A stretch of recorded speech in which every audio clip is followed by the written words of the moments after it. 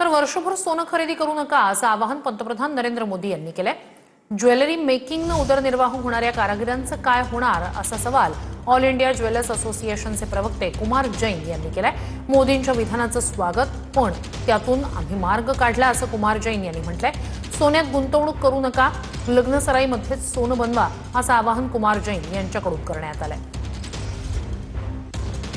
पंतप्रधान नरेंद्र मोदी यांनी ज्या पद्धतीनं विधान केलंय आणि म्हटलंय की वर्षभर दागिने खरेदी करू नका, ही सुद्धा एक देशभक्ती असेल, कसं पाहता याकडे? ह्याच्यातून काय ते करंट डेफिसिट कमी होते, आपल्या पैशात ते डॉलरमध्ये पेमेंट होते आणि डॉलर आज वाढलेला आहे, 97 परत गेलेला आहे। कुठेतरी मोठं नुकसान होते, लोकांना रिझर्व करायचं आहे, पण कसं हे पॉसिबल नाही। आता 3 लाख कारागीर आहे, 3 करोड कारागीर आहे हिंदुस्थानमध्ये, त्यांचे काम कुठे जाणार?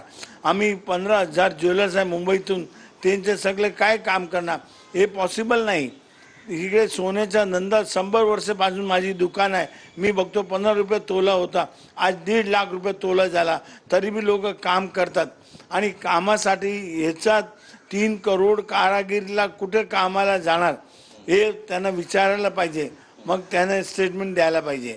या गुंतवणुकीवर परिणाम होईल असं दिसतंय चित्र? डेफिनेटली, आणि मोदीजींनी सांगितलं मग लोक विचार करणार, पण त्याच्यात असा हे पॉझिटिव्ह विचार नाही। कॅमेरा पर्सन रोहन पवारसह गिरीश गायकवाड, TV9 मराठी, मुंबई।